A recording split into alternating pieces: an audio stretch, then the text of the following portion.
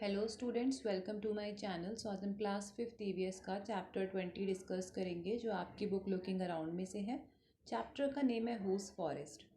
इसका first question है discuss वाले टॉपिक में से, what do you think is a forest. कि फॉरेस्ट क्या होता है आपको ये बताना है, मतलब डेफिनेशन बतानी है आपको फॉरेस्ट की कि वो क्या होता है। तो इसका आंसर है forest are land with several trees and animal species. कि जो फॉरेस्ट होते हैं वो एक तरह की लैंड होती है जिसपे काफ़ी सारे trees, plant and animal species पाए जाते हैं। उसके बाद फर्स्ट क्वेश्चन का सेकंड पार्ट है, if someone grew lots of trees close to each other would this become a forest. कि क्या अगर कोई बहुत सारे ट्रीज़ उगा दे एक साथ, मतलब बहुत पास पास, तो क्या वो फॉरेस्ट कहलाएगा या फॉरेस्ट बन सकता है। तो इसका आंसर है, if trees were grown very close to each other then these couldn't form a forest because they can't grow properly. कि अगर हम ट्रीज़ को बहुत पास पास उगा दे तो उससे होगा क्या ना कि ट्रीज़ ना प्रॉपरली ग्रो नहीं करेंगे, क्योंकि वो क्या ओवरलैप कर जाएंगे एक दूसरे पे, जिसकी वजह से वो अच्छे से ग्रो नहीं कर पाएंगे। तो इस केस में फॉरेस्ट नहीं बन सकता। हाँ, अगर ट्रीज़ को अलग अलग स्पेस पे उगाया जाए तो हो सकता है कि वो ग्रो हो और वो जो लैंड है वो प्रॉपर फॉरेस्ट लैंड बन जाए। उसके बाद क्वेश्चन सेकंड है, फाइंड आउट एंड राइट वाले टॉपिक में से, other than trees what all is there in the forest. कि ट्रीज के अलावा फॉरेस्ट में और क्या क्या होता है। तो इसका आंसर है, other than trees there are animal, birds, insects, bushes and sometimes river in the forest. कि ट्रीज के अलावा फॉरेस्ट में और क्या क्या होता है। एनिमल होते हैं, बर्ड्स होते हैं, इंसेक्ट्स होते हैं, है ना, बुशेस होती हैं और रिवर्स वगैरह पाई जाती हैं। उसके बाद सेकंड क्वेश्चन का सेकंड पार्ट है, do all forest have similar type of trees, how many trees can you identify. कि क्या सभी फॉरेस्ट में सिमिलर टाइप के ट्रीज होते हैं और क्या आप कुछ ट्रीज को रिकॉग्नाइज कर सकते हैं फॉरेस्ट के। तो आंसर है इसका no, some forest have different kinds of trees and biodiversity due to climate. I can identify neem tree, banyan tree and mango tree. कि ऐसा नहीं होता कि हर फॉरेस्ट में मतलब अलग अलग हो, एक ही जैसे ट्रीज़ हो, अलग अलग तरह के ट्रीज़ होते हैं। किस वजह से, क्लाइमेट की वजह से, वहाँ के वातावरण की वजह से।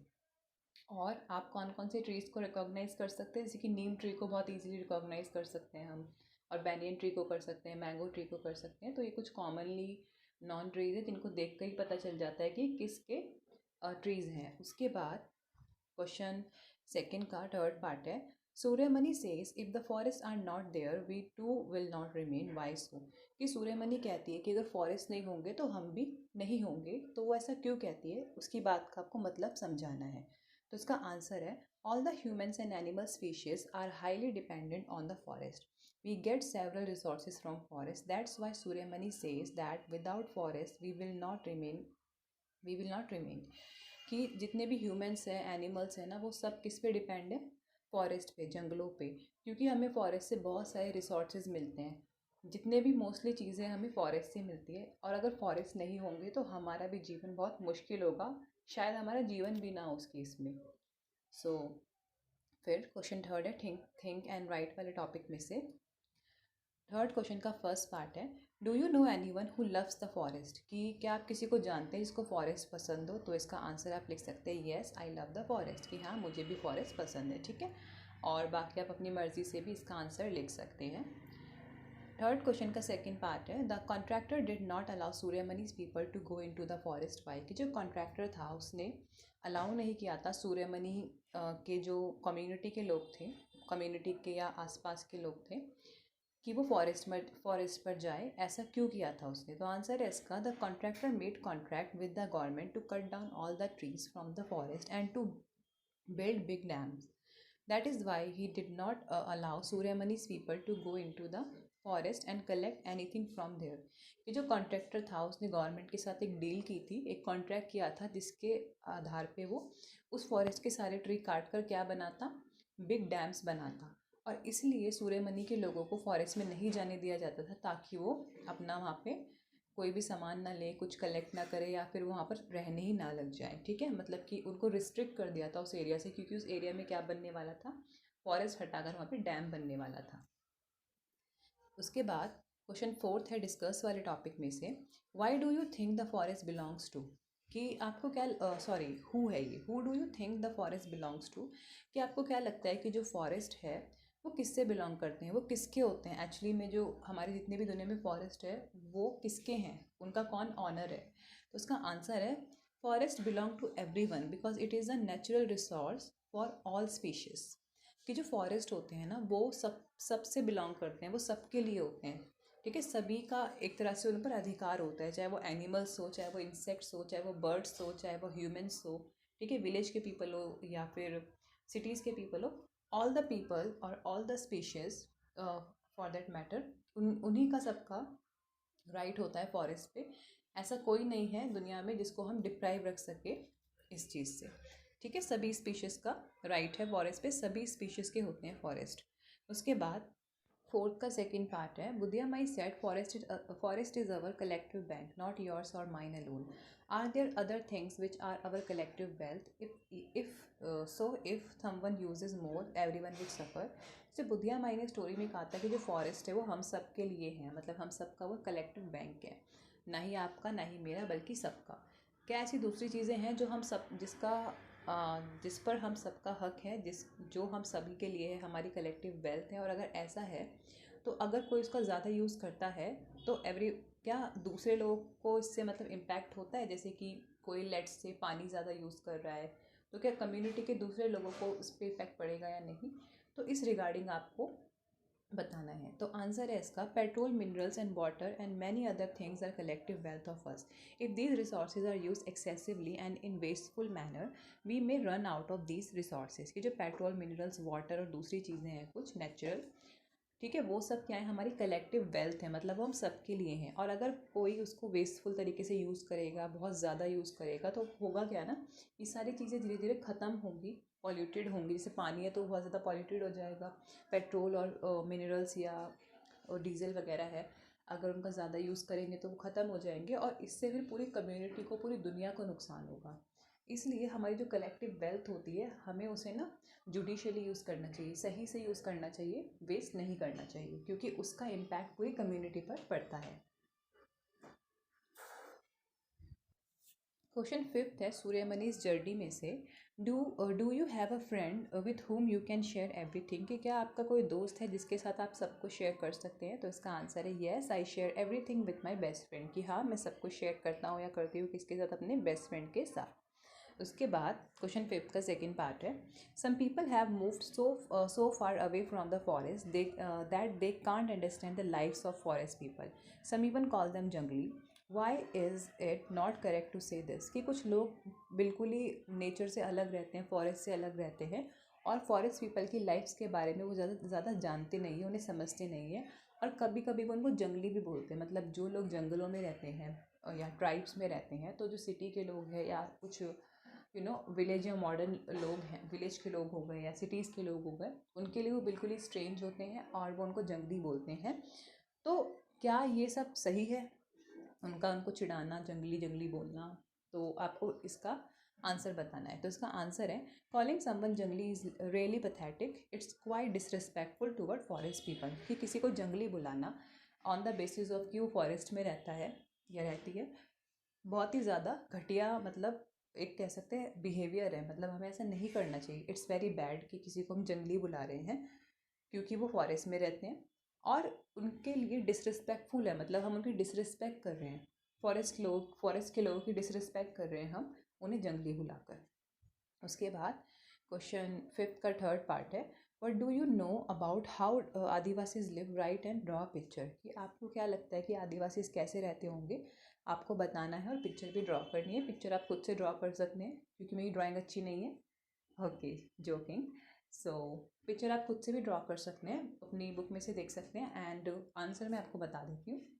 आदिवासी आदिवासी live all naturally, their communities are self-sufficient, they are highly dependent on forest for their survival। कि जो आदिवासी होते हैं वो बिल्कुल नेचुरल तरीके से रहते हैं, ठीक है। उनकी कम्युनिटी सेल्फ सफिशिएंट होती है, मतलब कि वो एक तरह से जैसे कि हम डिपेंड हैं अपनी गवर्नमेंट पे, अपने सिस्टम पे, ठीक है, या फिर जैसे कि हम ट्रांसपोर्टेशन पे काफ़ी डिपेंड है ट्रैवल के लिए, ठीक है, या फिर हम फूड के लिए इस पे डिपेंड है, फूड इंडस्ट्री पे।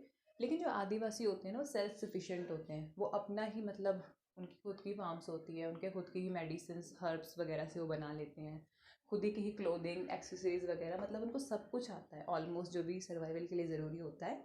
They know all the skills of survival, तो इसलिए वो सेल्फ सफिशेंट है। उसके बाद वो किस पे डिपेंड है? They are highly dependent on the forest for survival. वो डिपेंड है फॉरेस्ट पे, ठीक है, क्योंकि फॉरेस्ट से उनको रिसोर्सेज मिलते हैं। उसके बाद फिफ्थ क्वेश्चन का फोर्थ पार्ट है, do you have an Adivasi friend, what have you learn from the forest from her. कि क्या आपका कोई आदिवासी फ्रेंड है, और अगर है तो आपने क्या सीखा उनसे फॉरेस्ट के बारे में। तो इसका आंसर है, no I don't have any Adivasi friend, but yes in my school there is an Adivasi student, he has deep knowledge about plants. कि मेरा कोई आदिवासी दोस्त नहीं है, बट हमारे स्कूल में एक आदिवासी स्टूडेंट है जिसे किसकी नॉलेज है, प्लांट्स की। उसके बाद सिक्स्थ क्वेश्चन है थिंक वाले टॉपिक में से, do you know of anyone who works to save forest. कि क्या आप किसी को जानते हैं आपके आसपास जो काम कर रहा है या कर रही है फॉरेस्ट को बचाने के लिए। तो इसका आंसर आप लिख सकते हैं, yes, one of our teachers is working with an environment NGO, she works to save forest. कि हाँ, हमारी एक टीचर है जो काम कर रही हैं एंड एक इको NGO के साथ या एनवायरमेंट NGO के साथ, जो क्या काम करती हैं, वो फॉरेस्ट को सेव करने के लिए, वो मतलब कि जो भी एक्शंस होते हैं, प्रोटेस्ट हो गया या फिर जो भी फॉरेस्ट को बचाने के लिए अवेयरनेस प्रोग्राम हो गए, वो सब वो चलाती हैं, ठीक है। उसके बाद क्वेश्चन 6 का सेकेंड पार्ट है, what is your dream, what will you do to make your dream come true. कि आपका क्या सपना है और अपने सपने को पूरा करने के लिए आप क्या करेंगे। तो इसका आंसर है, my dream is to be a teacher, for making my dream come true I need to do hard work in studies. कि मेरा ड्रीम क्या है, टीचर बनना, और उसको पूरा करने के लिए मुझे हार्ड वर्क करना पड़ेगा स्टडीज़ में। अब सिक्स क्वेश्चन का थर्ड पार्ट है, collect reports about forest from newspaper, did you find any news about how the cutting down of forest affect the weather how. कि आपको न्यूज़पेपर में से कुछ रिपोर्ट्स कलेक्ट करनी है, ठीक है, और फॉरेस्ट के बारे में होनी चाहिए वो, और आपको ये भी बताना है कि जो पेड़ों के काटने से क्या जो वेदर होता है, क्लाइमेट होता है, उस पर कुछ असर पड़ता है, और पड़ता है तो कैसे। तो इसका आंसर है, forest are lungs of our planet, they absorb tons of CO2 from atmosphere.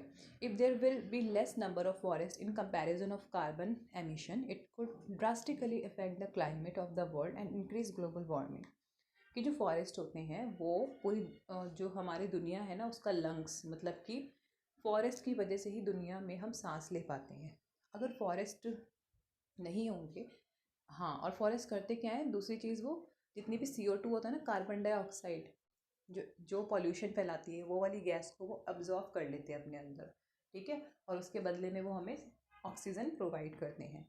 अगर फॉरेस्ट का नंबर कम होता है, ट्रीज़ का नंबर कम होता है, कार्बन डाई एमिशन, मतलब कि जितना कार्बन डाइऑक्साइड हम छोड़ रहे हैं एटमॉस्फेयर में, उसके कंपैरिजन में, उसकी तुलना में अगर फॉरेस्ट कम है, तो इससे क्या होगा, इससे क्लाइमेट पे इफ़ेक्ट पड़ेगा, इससे ग्लोबल वार्मिंग बढ़ेगी, ठीक है।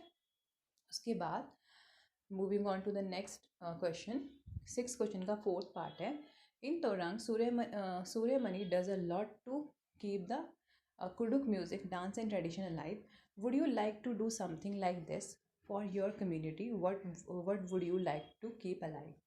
जैसे कि तोरंग में क्या था, सूर्यमणि ने अपने जो कल्चरल है, कुडुक म्यूज़िक, डांस, ट्रेडिशन, इसको अलाइव रखने की कोशिश की। तो क्या आप भी कुछ ऐसा कल्चरल चीज़ है आपकी कम्युनिटी की, या फिर आपके कोई फैमिली या एंसेस्ट्रल कोई ट्रेडिशन जिसको आप अलाइव रखना चाहते हैं। तो आंसर है इसका, in my community there are lots of folk songs and poetries, I want to keep them alive. कि मेरे जो कल्चर में, मेरी कम्युनिटी में बहुत सारे फोक सॉन्ग्स हैं और पोइट्रीज़ है, जिनको मैं अलाइव रखना चाहता हूँ, संभाल कर, या एक हेरिटेज की तरह मैं उसे रखना चाहता हूँ या चाहती हूँ, ठीक है। उसके बाद क्वेश्चन सेवन्थ है, रीड एंड टेल वाले टॉपिक में से, Sikhaya are class 10th girl in Orissa wrote a letter to chief minister, read the part of the letter. So Sikhaya नाम की लड़की थी 10th क्लास में उड़ीसा से, जिन्होंने चीफ मिनिस्टर को लेटर लिखा। सो आपको लेटर पढ़ना है और नीचे जो कुछ क्वेश्चंस पूछे हैं उसे आंसर करना है। जैसे कि फर्स्ट है, इज़ देयर एनी फैक्ट्री और some construction work going on in and around your area, what type of work. कि क्या आपके एरिया में कोई कंस्ट्रक्शन वर्क चल रहा है या फिर अराउंड एरिया में कुछ हो रहा है ऐसा कंस्ट्रक्शन के रिलेटेड। तो आंसर में आप लिख सकते हैं yes new road is being built in my area, कि हाँ मेरे एरिया में न्यू रोड बिल्ट हो रहा है या बन रहा है। उसके बाद 7th क्वेश्चन का सेकंड पार्ट है, due to a factory is there any effect on the trees and land, have the people in that area raise the issue, कि जैसे कि फैक्ट्री की वजह से क्या आपके आसपास के जो लैंड है, ट्रीज़ है, उन पर कोई इम्पैक्ट पड़ रहा है और क्या लोगों को इससे आपत्ति है आपके एरिया में और उन्होंने अपनी इशू को उठाया। तो आंसर है इसका yes, there is a power plant in a particular area in my town, lots of smoke and dust keep on coming from the factory, most of the trees have become lifeless because of this. Now people from that area have started raising their voice against the factory, कि हाँ हमारे area में एक power plant है जिसकी वजह से काफ़ी सारा पॉल्यूशन होता है और उसकी वजह से जो आसपास की ट्रीज़ एटमॉस्फेयर है वो ज़्यादा पॉल्यूटेड हो रहा है, ट्रीज़ बहुत ज़्यादा सूख रहे हैं, लाइफलेस हो रहे हैं, इस वजह से लोगों ने अपनी आवाज़ उठाई इसके खिलाफ। ठीक है, आप ये सैम्पल आंसर लिख सकते हैं और अपनी मर्जी से भी लिख सकते हैं। क्वेश्चन 8 है, लुक एट द मैप वाले टॉपिक में से, ये मैप दिख रहा होगा आपको इमेज में, आपकी बुक में भी बना हुआ है ये। सो इसके रिलेटेड कुछ क्वेश्चन है नीचे, जैसे कि 8 क्वेश्चन का फर्स्ट पार्ट है, what all is shown in the map, कि क्या क्या दिख रहा है मैप में। तो इसका आंसर है, this is a map of India, the map shows area with very thick forest and those with less thick forest, कि ये मैप इंडिया का मैप है और इसमें क्या दिख रहा है, घने जंगल और जो जो जंगल ज़्यादा घने नहीं है वो। उसके बाद सेकेंड क्वेश्चन है 8 क्वेश्चन का सेकेंड वो है part, you have read Sikya's letter, look for Orissa in the map, कि आपने सिक्या का लेटर जो पढ़ा उसके रिगार्डिंग आपको उड़ीसा देखना है कि मैप में कहाँ है वो। तो इसका आंसर है Orissa is in the eastern coastal part of India, it is toward the east of the Chhattisgarh, south west Bengal and the north of the Andhra Pradesh, की जो उड़ीसा है वो ईस्ट मतलब कि ईस्ट की तरफ है, वो पूरब की तरफ है, पूरब के जो समुद्री इलाके हैं वहाँ की तरफ पड़ता है और ये छत्तीसगढ़ के ईस्ट में और साउथ वेस्ट बंगाल और north east of Andhra Pradesh, जो ये तीनों स्टेट्स हैं उनकी लोकेशंस जो बताइए उनके आसपास और ये लोकेटेड है। ठीक है, उसके बाद 8th क्वेश्चन का थर्ड पार्ट है, is there a sea close to Orissa, how did you find out, कि क्या उड़ीसा के आसपास कोई सी है और आपने उसे कैसे ढूंढा। तो इसका आंसर है yes, the bay of Bengal is close to Orissa, I could find it in the map, कि जो बे ऑफ बंगाल है वो उड़ीसा के पास है और कैसे पता चला, मैप से।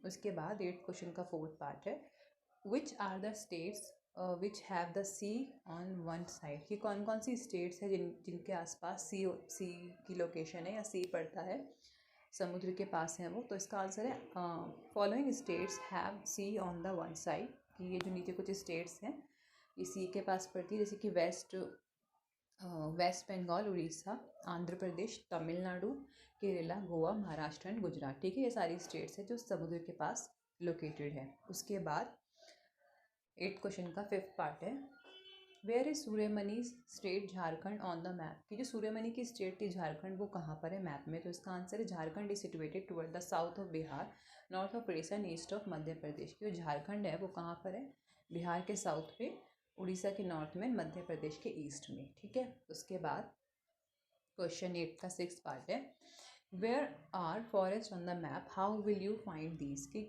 मैप में फॉरेस्ट कहाँ पर है आपको कैसे पता चलेगा। तो इसका आंसर है forest are in almost all state of India, some states have more area of forest than some other states, forest can be seen in the map by green colour, कि जो फॉरेस्ट है वो almost सारी states में है India के। ठीक है, और कुछ स्टेट्स में ज़्यादा फॉरेस्ट है और कुछ स्टेट्स में कम फॉरेस्ट है, और कैसे पता चला हमें, मैप में ग्रीन कलर को देखकर।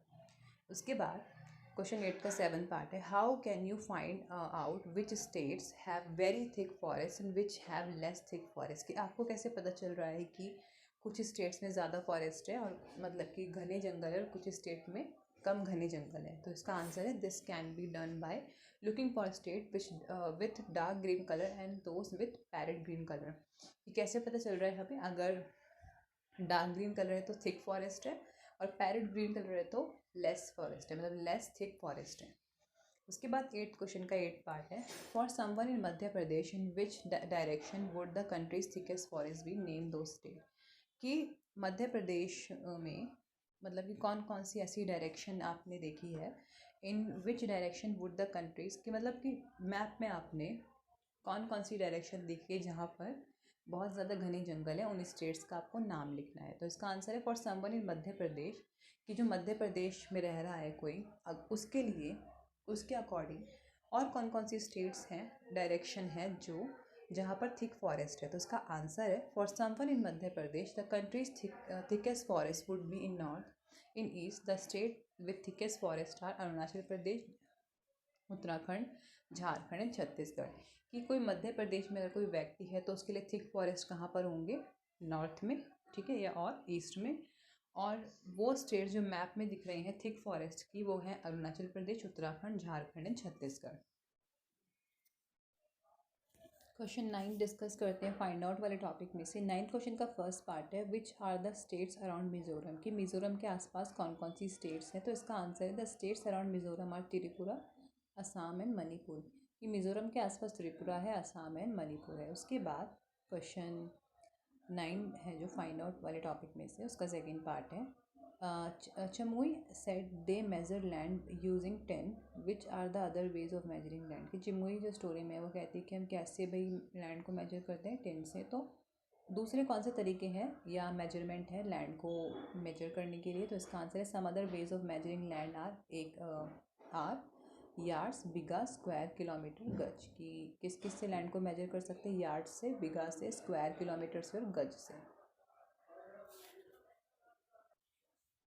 क्वेश्चन 9 का थर्ड पार्ट है returning from school children drank water in a bamboo cup, who do you think would have made this cup and kept it in the forest why, कि जब school से बच्चे आते हैं तो वो किससे पानी पीते हैं, बैम्बू कप से। तो आपको क्या लगता है कि किसने मतलब इस कप को बनाया होगा और फॉरेस्ट में रखा होगा एंड क्यों। तो इसका आंसर है the Adivasis would have made the bamboo cup, they made those cup to help travellers passing through the forest, कि आदिवासीज ने इनको बनाया होगा कप्स को, और उन्होंने किस लिए बनाया होगा, ताकि जो ट्रैवलर्स हैं वो उनकी हेल्प हो सके, वो पानी वगैरह पी सकें।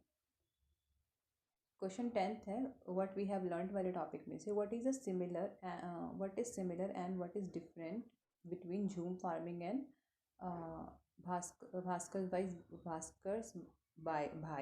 वे ऑफ फार्मिंग, कि झूम फार्मिंग में और भास्कर भाई हैं जो स्टोरी में, उनकी जो फार्मिंग में क्या अंतर है या क्या सिमिलैरिटीज़ है। तो पहले सिमिलैरिटीज़ डिस्कस करते हैं। सिमिलैरिटीज़ हैं in both the method organic manures are use, कि दोनों ही मेथड में जो ऑर्गेनिक खाद वगैरह होती है उनका यूज़ किया गया है।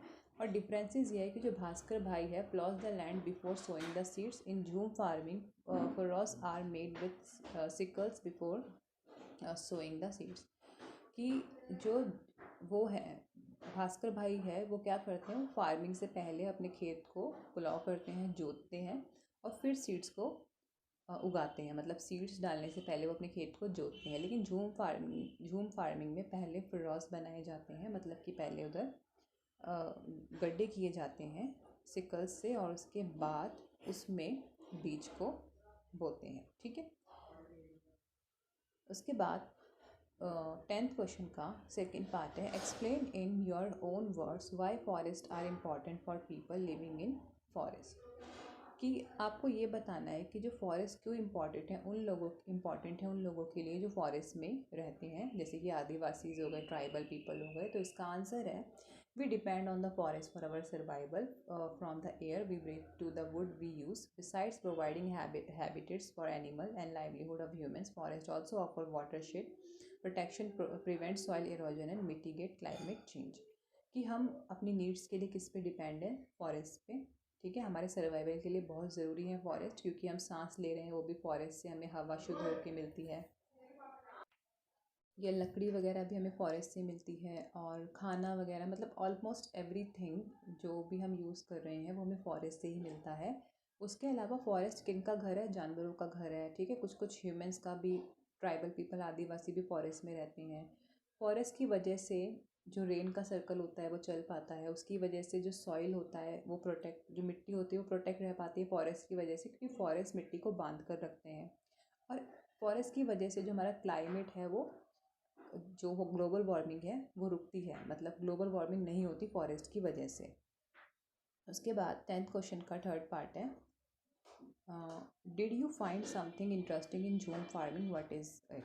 कि क्या आपने जूम फार्मिंग में कुछ इंटरेस्टिंग देखा, वो क्या है? तो इसका आंसर है some of the interesting thing in jhum farming are as follows. कि कुछ इंटरेस्टिंग थिंग्स है जूम फार्मिंग में वो क्या है? A new patch of land is cleared by slashing and burning the plants. कि जैसे कि एक नई लैंड पैच को साफ़ किया जाता है, किस कैसे?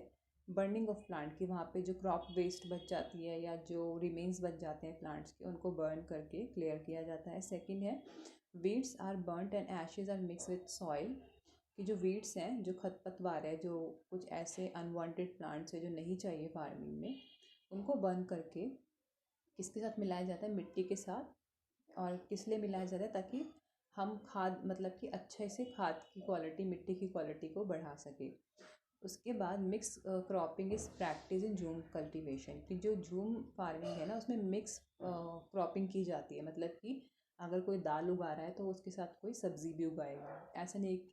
और जो वैसी फार्मिंग होती है नॉर्मल, जिसमें हम क्या करते हैं, अगर गेहूँ है तो गेहूँ उगाएंगे या फिर चावल है तो चावल उगाएंगे। बट जूम फार्मिंग में डिफरेंट होता है, वहाँ पे मिक्स क्रॉपिंग होती है। अगर कुछ दो दो या दो से ज़्यादा फसलें उगाई जाती हैं ऑन वन लैंड। ठीक है।